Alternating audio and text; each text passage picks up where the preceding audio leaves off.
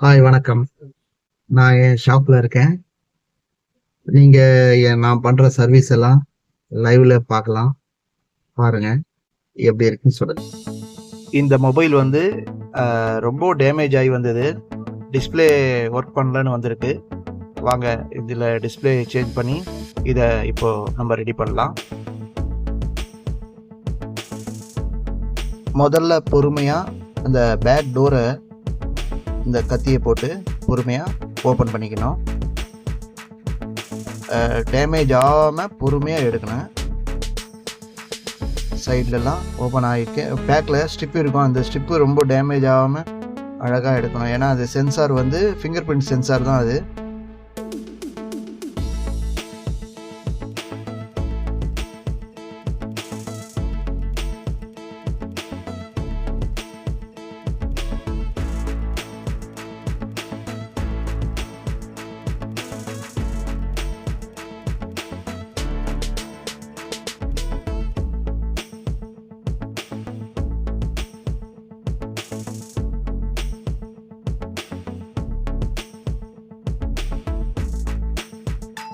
அதுக்கப்புறம் பேட்டரியோட கனெக்ஷனை பொறுமையாக ரிமூவ் பண்ணிவிட்டு பேட்டரியை கத்தியை போட்டு பொறுமையாக எடுக்கணும். ஏன்னா இந்த பேட்டரி எடுக்கும்போது பேட்டரி வந்து ஃபயர் ஆகிறதுக்கு கூட சான்ஸ் இருக்குது. கத்தியை போடும்போது பார்த்து போடுங்க.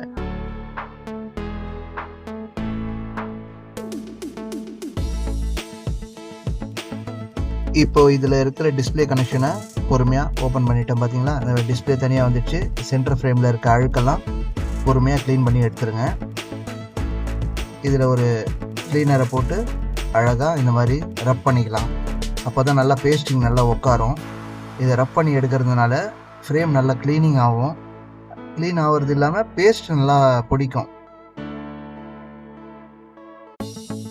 அப்புறமா ப்ரஷ்லேயும் கொஞ்சம் க்ளீன் பண்ணிக்கலாம். இன்னும் பர்ஃபெக்டாக இருக்கும்.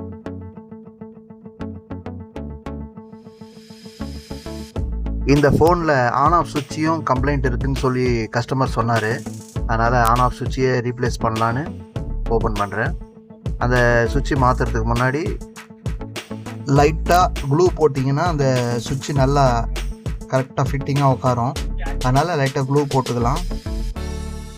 எப்போவுமே புது டிஸ்பிளே ஃபிட் பண்ணுறதுக்கு முன்னாடி நம்ம ஓவரலாக ஒரு தடவை செக் பண்ணிக்கிறது நல்லது. ஏன்னா நாளைக்கு வந்து இந்த டிஸ்பிளேக்கெல்லாம் கேரண்டி இல்லை. அதனால் ஃபஸ்ட்டு பேஸ்டிங் பண்ணுறதுக்கு முன்னாடி ஃபுல் செக்கிங் பண்ணிடலாம்.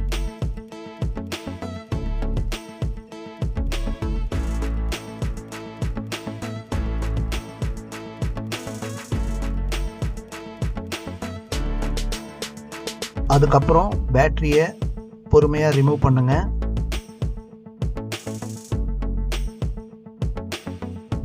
அப்புறம் நம்ம டிஸ்பிளே ஃபிக்ஸ் பண்ணுறதுக்காக பேஸ்டிங் ஃபுல்லாக பொறுமையாக அப்ளை பண்ணிக்கலாம். அந்த கார்னரில் இந்த பீடிங் ஃபுல்லாகவே அப்ளை பண்ணிக்கலாம். எக்ஸ்ட்ராவாக ஒரு கிரிப்புக்காக இன்னர்லேயும் சும்மா ஒரு 2 டாட் வச்சுக்கலாம்.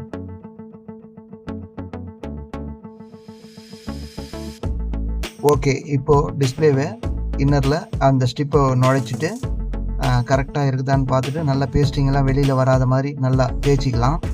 தேய்ச்சிட்டு ரப்பர் பேண்டை போட்டு ஏன் டைட் பண்ணணும், ஏன்னா கீழே ஒருத்தர் லைட்டிங் தெரியும்னு சொல்லுவாங்க இல்லையா. அதனால் ஃபஸ்ட்டு கீழ் சைடில் ரப்பர் பேண்ட் போட்டு டைட் பண்ணிட்டு இப்போ பேட்டரியை கரெக்டாக ஃபிக்ஸ் பண்ணிடலாம்.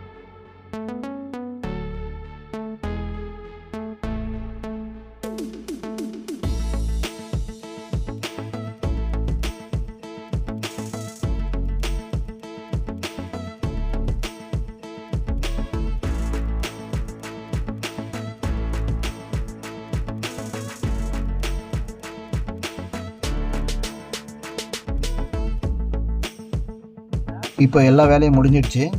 இப்போ ஃபிங்கர் பிரிண்ட் சென்சார் ஸ்ட்ரிப்பை கனெக்ட் பண்ணிவிட்டு டோரை க்ளோஸ் பண்ணிக்கலாம்.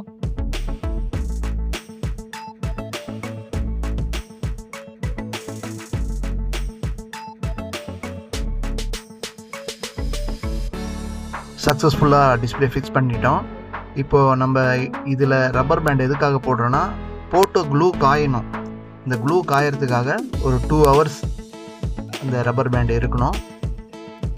அதுக்கு முன்னாடி எடுத்துடாதீங்க, கொஞ்ச நேரம் காயணும். அது ஃபைனலாக ஃபோன் பக்காவாக ரெடி ஆகிடுச்சு.